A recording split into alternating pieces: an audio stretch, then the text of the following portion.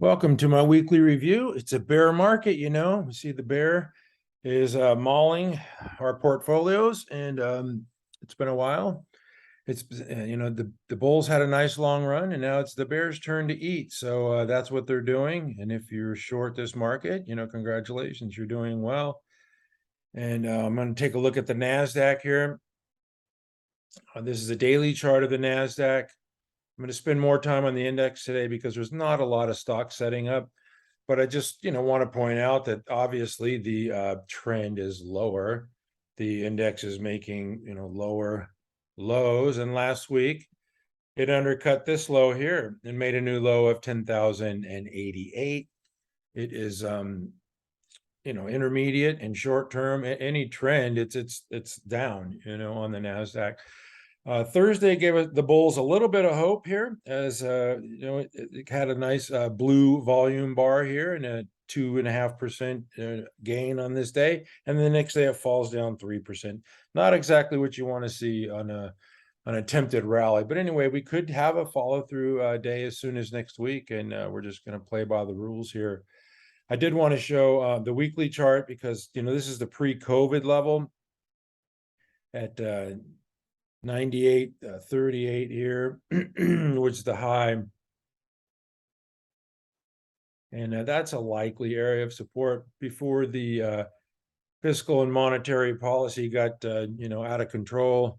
Stimulus, this is when liquidity is poured in, and this is when liquidity dries up.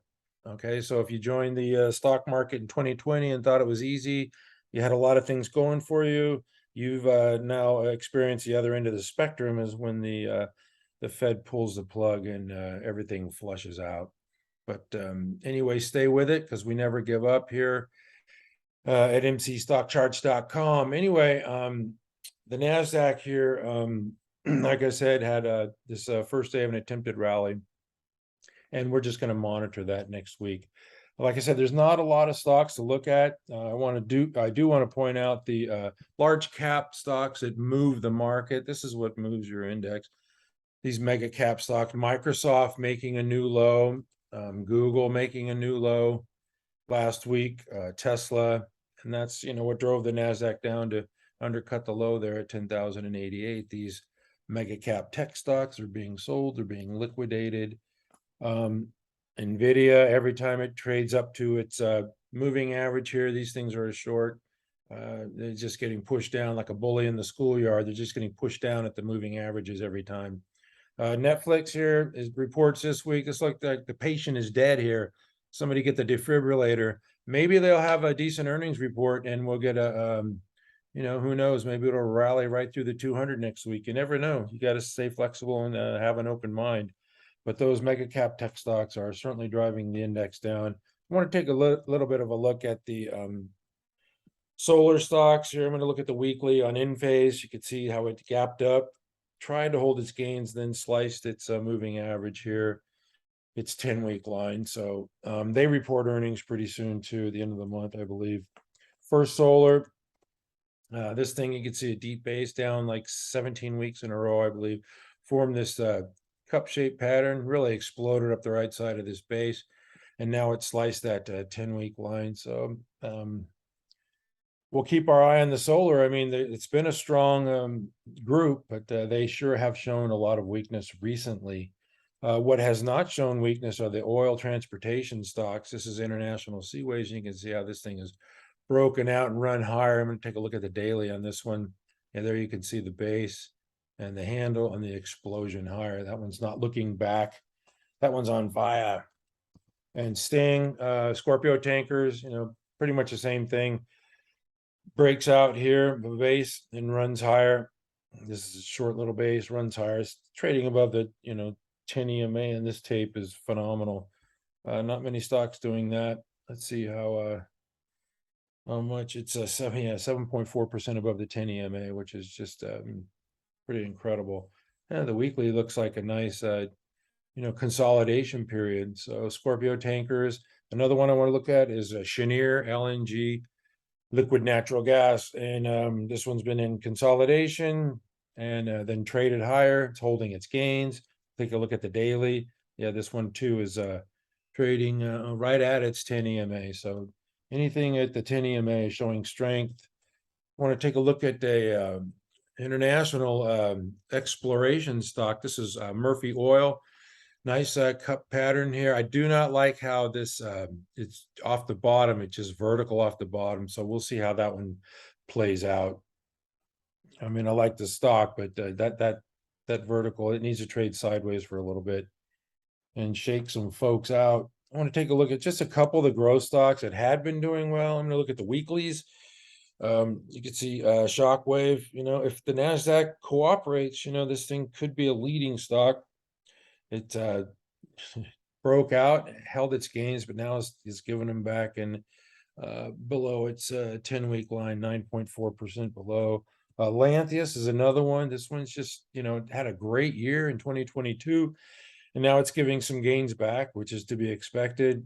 And there you can see it's at its 30-week line. It's holding its 30-week line. Molina Healthcare is another one that's been acting well lately. You can see it's formed this base. Just like I say, just trading sideways in this market is really strong. The medical stocks I like, and so I like the biotechs too. Here's a Vertex. These are weekly charts. You can see the long consolidation period. This thing's holding up well. Like I say, trading sideways gives you the RS line going straight up in this tape because everything else is going down. It's all relative. Amolex, I like this one too. They just had their ALS drug approved. This one is a relatively new issue. It is an IPO in 2022. You don't see many of those.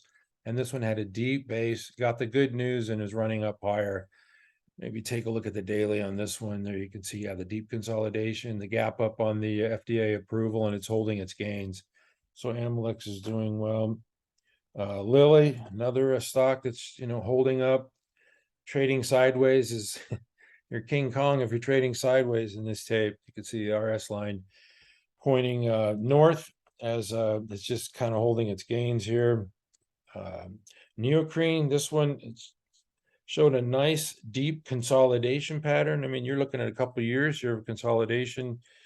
And on the daily, you can see it here trading sideways, not going anywhere is good. It's not going down.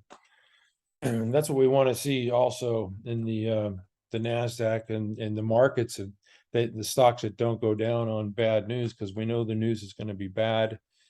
I'm going to go to AZPN here. You can see this one's in a big winner. 16 billion market cap. It doesn't have a lot of volume, but you can't argue. Price pays, as our friend Brian likes to say. Sanmina, I like this one as well. My good buddy Yuri Sola runs this company. He wants to retire. He retired. The guy took his place, couldn't do the job. He had to come back to work, which he didn't want to do, but he's got this his house in order here. And Yuri's been doing a great job with the earnings and sales, and I expect him to continue. Strong leadership. Celsius is another one that a lot of people like. I think it's got the nice consolidation period here, and it's pulled back. It's probably has a buyout bid in it because Pepsi's already got like 10% interest in this stock. Anyway, that's it for the week. I will go back to the Nasdaq, and like I said, we know the news is bad. Everybody's a bear. Everything's horrible. We don't need capitulation selling here. We don't need these big, massive washout. This thing could just kind of stop going down on bad news. And that's what I'm looking for in the next coming weeks and months, and for this thing to turn around and run right through that black line, which is the 200 simple moving average, because at mcstockcharts.com, we never give up. Thanks for watching.